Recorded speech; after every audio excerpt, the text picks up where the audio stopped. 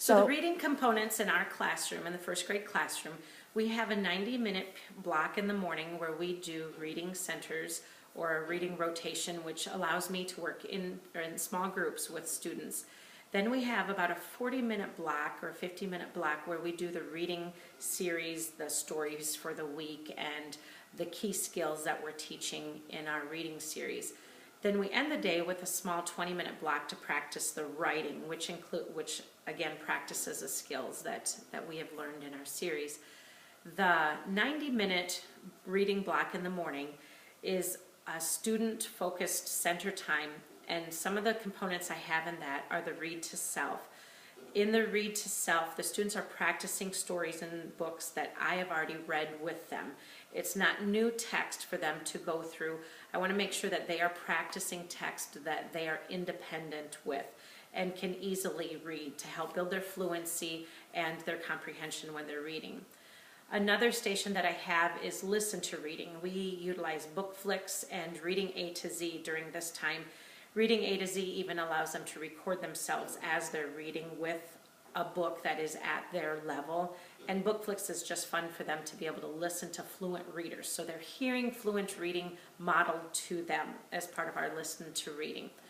The other couple stations I have rotated. We started the year with a work on words, which helped us solidify our phonics knowledge of our sounds and building words. And we're to the point that I've transitioned that to work on writing. The kids are more independent and able to write fluent sentences spelled, phonetically for them. And they are teacher-directed tasks. So it might be to write a list or to write a story, and I have ideas for them to be able to write that or write a letter to someone. And then the last component that I put in there is our click and read. So instead of taking a half an hour out of my day later on, I have them use it as a station, which would be much more efficient for my students. So that 15 minutes they're working on the click and read, which is the spelling and reading component of that program that we use. Okay, and then could you talk about within that time you also are working with individual groups? That's one of the rotations, is that right? Yes, so then during that time one group will come up and read with me, and I say read with me, but it's working on the skills they need to be fluent and good readers. So some of the groups are still working on getting their sounds down and blending basic words, reading very simple books. And then I have some that are up into chapter books, and we can work on, the switch of instead of learning to read, where they are reading to learn things. And so with the classroom set up like that, I can meet the needs of all these different groups of students rather than, if I did it a whole group, we're just kind of in the middle and hoping the low will catch up and the high will not be too bored with it. Exactly. Okay, it sounds as though creating these centers, you have to rely on a significant amount of independence while you're working with your group. So could you talk about how you utilize classroom management to set up those centers? Classroom management is key when setting up these centers. At the beginning of the year when we started it, I took and introduced the centers one day of this is what you're going to be doing here, this is what it looks like, this is what it acts like, or what you act like when you're there. A couple years I did do the anchor charts. This year I didn't do it, and the kids seem to do as well. So I think that's more of a teacher preference with those.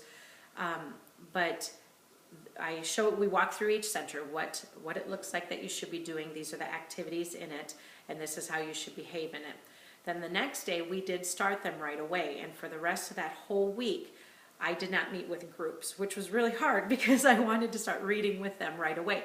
But for that week I just roved around the classroom and watched what they were doing in order to make them independent. So they knew that my job as your teacher is to be teaching you to read. So with the group that I have, it's so important that I am teaching them to read. You need to problem solve yourself. What do I do if I need help? If my computer's not working, do I ask my neighbor first? So that first week, that's my job to walk around, is that the kids know it's so important they stay at their station and they are working at their station. But if they are actively learning, that takes a lot of the classroom management issues away. The kids want to do these stations. They want to work. On the days that we might miss these, they ask why we can't do them. They're so into that routine that it just comes second nature to them. Another thing I do with classroom management with the groups is I don't blink the lights or raise my voice to change the groups. I have a set of wind chimes and I just ring the chimes and the kids automatically know. They don't even really talk. They just go straight to their next station and get started right away. Again, they are really motivated to be working independently and have control of their learning. That motivates them to be doing what they need to be doing. Okay, and then my final question for you is, while you're working in those small groups with students, how do you know, what kinds of skills do you work on, and how do you know whether or not they're making progress? So we start at the beginning of the year. Our test is the DIBELS test. We give that and we look at the data, and that's just the first data we use to be able to sort the kids within my classroom of where they need, what group they should be in. Right away, starting working with them in small groups. I think my groups are usually about 3 to 5 kids. The higher groups tend to have 5 or 6 kids with them, and the kids that struggle a little more have smaller numbers.